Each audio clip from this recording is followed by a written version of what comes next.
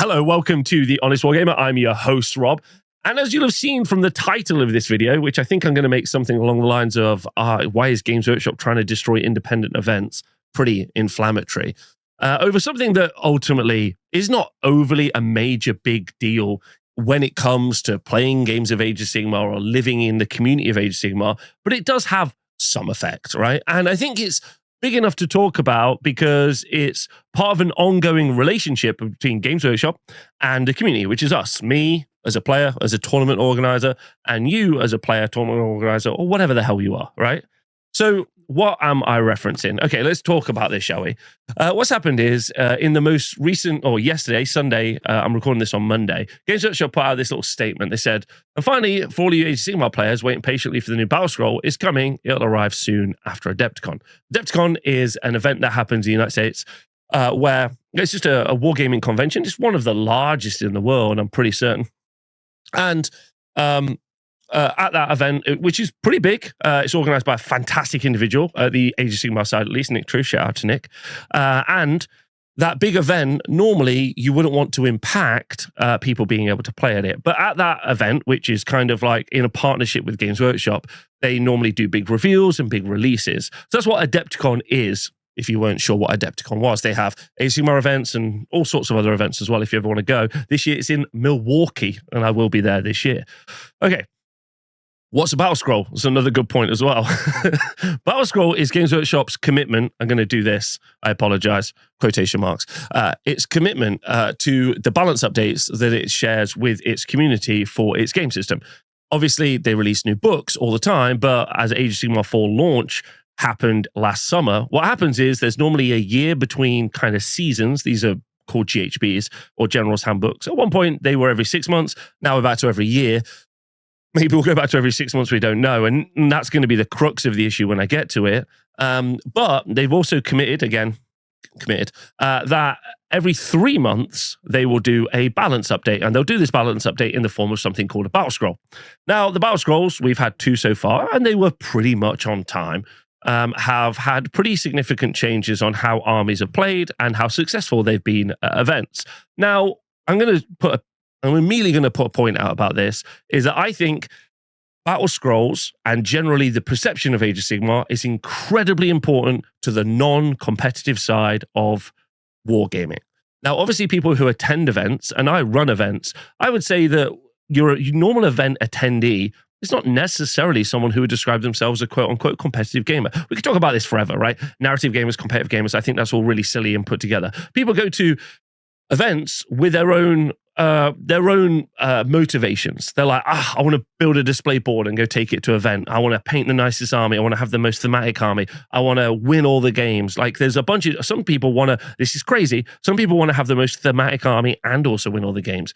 I know normally people say that those two people can't get together, but actually, as someone who believes in peace and truth, I believe that you can both try to win your games and also be a fan of the story and the minis. Crazy, I know. Crazy, okay? However, I've lost myself now. I've lost myself. Many people go to events for different reasons. That's really, really true. One of the things I think people stay away from events is if they think that the game state isn't going to be something fun. Why would you go to an event and say to yourself, let's say in 3 months' time, there was an event and my friend messaged me, he's like, do you want to go to an event? And I'm like, oh, cool. Like playing Age of Sigmar. Yeah, that sounds fun. What's the game like right now? It's like, okay, well, if you play Slaves and Darkness, well, currently right now, it's if you play First Year Course, you're probably going to lose. Stormcast are way too strong. And Slaves to Darkness are also really good. And Slaves to Darkness and Stormcast together are 25% of the meta. You were like, do you want to just go to the pub instead? Like, the commitment to go to an event is pretty large.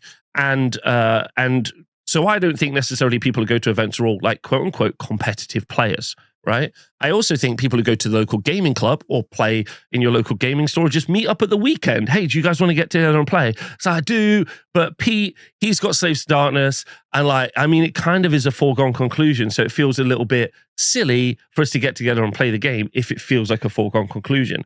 and the emotional impact, which I talk about a lot, because when battle scrolls come out, sometimes they don't actually affect armies as much as people realize. They don't necessarily nerf them as much as people think. However, the emotional impact of that is pretty massive. We've actually seen this recently with Ironjaws when we saw the new Uruk Warclans book came out. A lot of the Ironjaws fans were pretty disappointed. I was in WhatsApp groups and obviously I made videos about it, and a lot of people were like copy and paste, which is obviously terrible, and I hate that part. But people were like pretty disappointed and like this really sucks. But now we've seen in the event results that actually Ironjaws are doing okay. They're not doing too bad. Like, even me, who thinks big pigs are the worst, has had to like kind of like tough pill to swallow, watch people running the big pig army of a regiment of renown in Gargant armies, which obviously is just offending me in all sorts of levels, and are doing okay. So it's a thing, right? And so sometimes those emotions are really important because it also affects the community. It affects how toxic YouTube comment sections are, Facebook threads, Discord groups, WhatsApp groups, local gaming groups. Like, you can build and develop a community that is more negative because your response to the game structure is negative, right? So let's talk about Games Workshop's response about that as well, because this is actually pretty terrible. And I've always said this about Games Workshop. I've always said this about Games Workshop. In their communication and community management of game systems is really tragic. If you look at other game systems, they normally have someone on the books who just gets paid to be a community manager. Now, they have introduced a new like tournament organizer group chat thing where they sometimes update people about like timings of stuff and when clocks are allowed and not allowed, and then never allowed is the actual answer. But what they haven't really done is been communicating very well with people like us. Now, this might seem like it's okay, and I'm sure many people who are watching this video is like, Rob, this boring.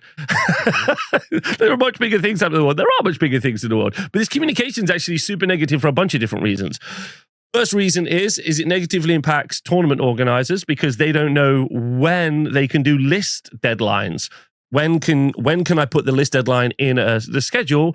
Because someone might have to, if the battle scroll comes out just a day before the list deadline, now does everyone have to change? And what's the situation there for when you submit your lists?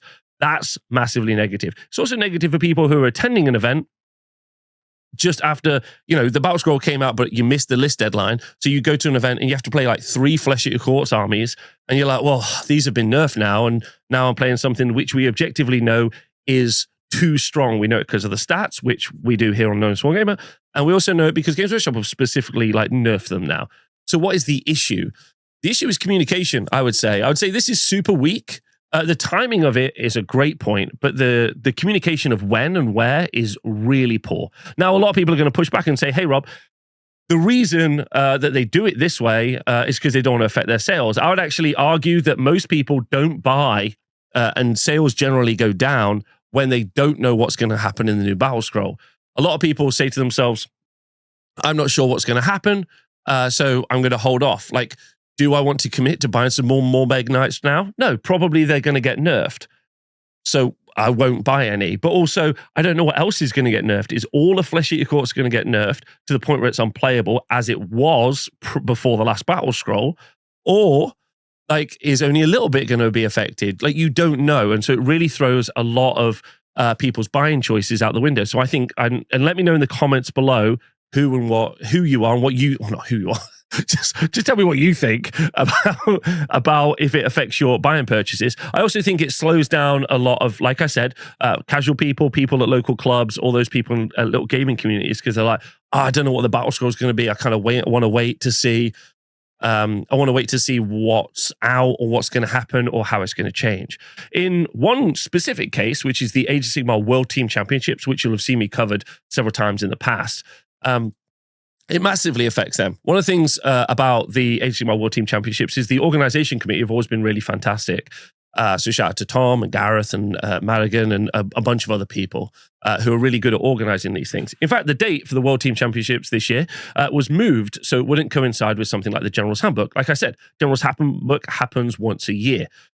So it happens like every summer, which is also when new editions change. So if you obviously organize your World Team Championships in the middle, you might be playing in an old edition or in an older handbook, which we saw last year. So it's intentionally been brought forward so as to not clash.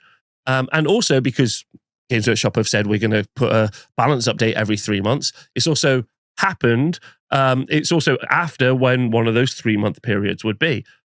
Okay, so why would Games Workshop not announce or relay the information ahead of time? Well, I know what you're going to say. Well, they have announced something. Well, no, a little bit after Adepticon could be the week after Adepticon, or it could be a month after Adepticon. There's no actual information as to know. And that affects a massive yearly event, which is probably one of the marquee events for the Age of Sigmar community. It's where loads of different teams, if you don't know what the World Team Championships is, where loads of different teams, a team from each nation represent their country and they go to the World Team Championships and they play against others. This is where also you build a lot of like fraternity online, where, you know, the Swedish players know the people from Spain and the American players know the people from, France, and everyone like gets to communicate, and the community gets a little bit tighter and a little bit more like connected, which is really good and healthy because it means conversations online are better and everyone's generally just doing really well, which is good.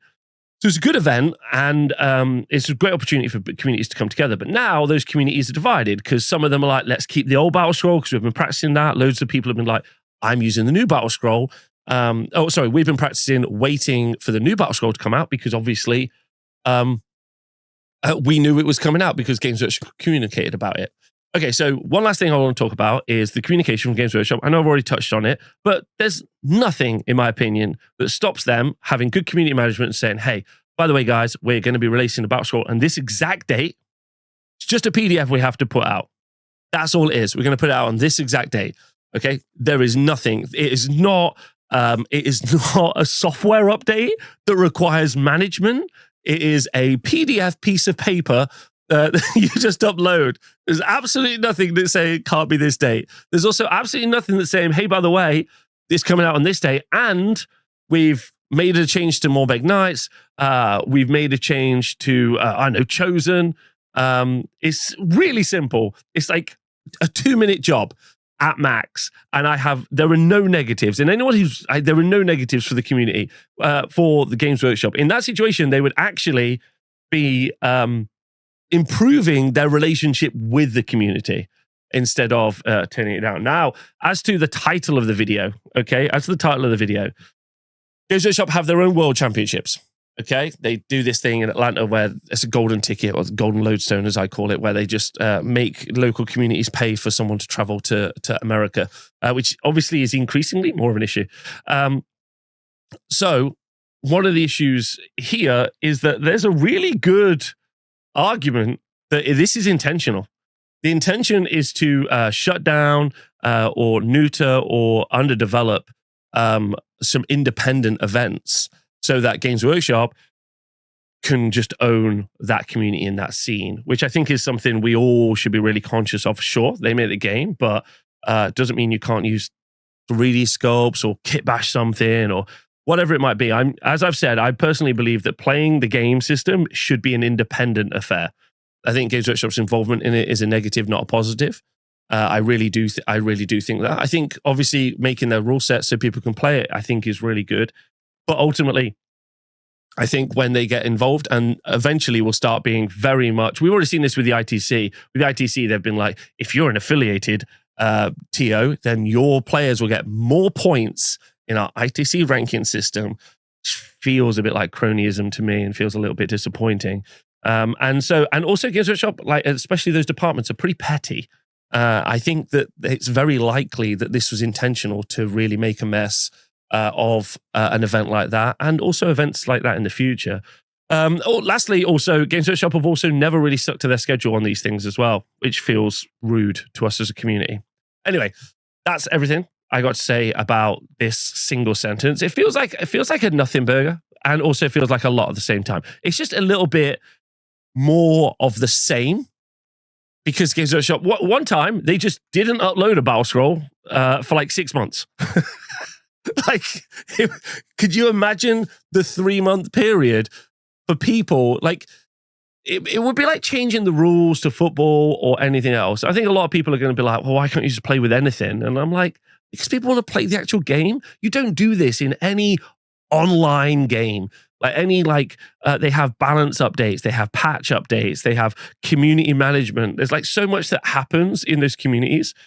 The Games Workshop just do not do for a company that makes so much money. And also don't forget, this is a premium game.